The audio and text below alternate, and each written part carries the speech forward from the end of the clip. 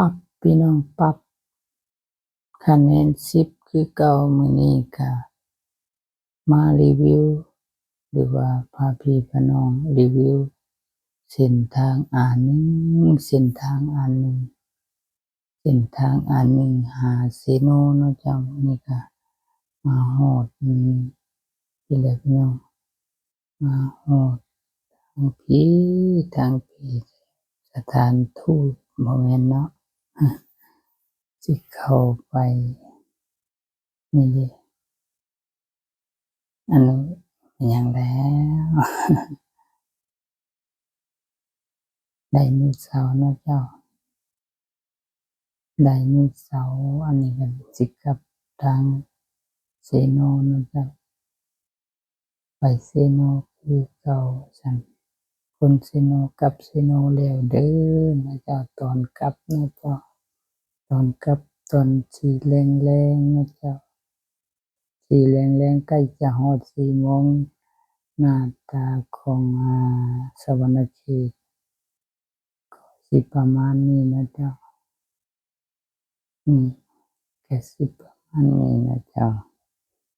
มีผู้คนหรือว่ามีรถรางกับข้างหน้าแน่นนะเจ้าไปเรื่อยๆแล้วก็เรื่อยๆแต่ก็ลืมบ่ได้นะเจ้าคำเจริญก็มีแต่สิ่งอนุรักษ์ก็มีนะเจ้าสิ่งอนุรักษ์ก็คือต้นไม้ใบหญ้าความชุ่มชื้นของประเทศลาวเนาะเจ้าประเทศสีเขียวเนาะเจ้าก็มีป่าไม้เขียวสดงดงามธรรมชาติไปพร้อมๆกันกับความพัฒนาของชาวสวรรณเขตสีโนก็คือมาจากสวรรณเขตนี้ก็น่าจะสิมุ่งหน้าไปเซโนเนาะเจ้าตอนนี้ก็ฮอดตลาดหลักเป็ดเป็นที่เรียบร้อยแล้วเจ้าแต่เราก็สิบ่ได้แวะเด้อมื้อนี้เจ้าสิบ่ได้พาพี่พาน้องแวะตลาดหลักเป็ดดอกเจ้าสิมุ่งหน้าลงเซโนพู้นแหละเนาะเจ้าสิมุ่งหน้าไปเซโนคือเก่าเนาะเจ้าเนาะหลังจากที่เราไปธุระปะปังสำเร็จแล้วก็กลับบ้านยามแลงก็มีเวลาก็เลยพาพี่พาน้อง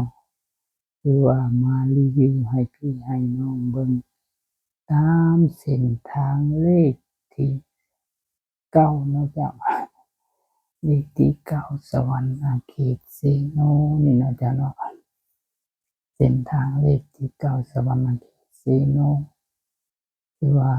อุดมสมบูรณ์เนาะเจ้ามีทั้งใบไม้อันเขียวสดงดงามเนาะเจ้าแล้วก็ความเป็นเอกลักษณ์ของชนเผ่าลาวเนาะเจ้าที่สปป.ลาวเนาะเจ้ามีเอกลักษณ์อันเองที่ว่าอันชุ่มชื้นนะเจ้าดีงามหลายสิ่งหลายอย่างนะเจ้าก็สิรีวิวไปเรื่อยๆนะเจ้าเบิ่งความอุดมสมบูรณ์ประกอบไปกับความชุ่มชื้นอันอนุรักษ์น้ำใจไมตรีจิตอันดีงามของชาวลาวบางชนเผ่าเว้าเฉพาะกับชาวสวรรณเขตเซโนเนาะเจ้าที่ยังรักษาความอุดมสมบูรณ์เนาะเจ้าความชุ่มชื้นนะเจ้าความเขียวสดงดงามเนาะเจ้าเขียวสดงดงามเพราะว่ามันมีต้นไม้นะเจ้าบ่แม่นเขียวสดงดงามเขียวสดงดงามอันนี้นะเจ้าเขียวสดงดงามอะลิอะลอพี่น้องเอ้ยแต่ว่า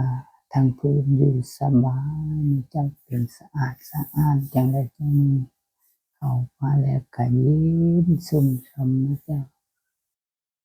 ยอดปักเสานี่สะดวกสบายนะเจ้าเพราะว่ามันเย็นดีนะเจ้า หรือว่าเฮาเที่ยวไป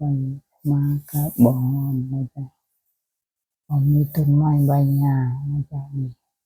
มีแต่เพิ่นกำลังพัฒนาทางนี้ก็ทางแยกพระธาตุอิงหังเนาะเจ้า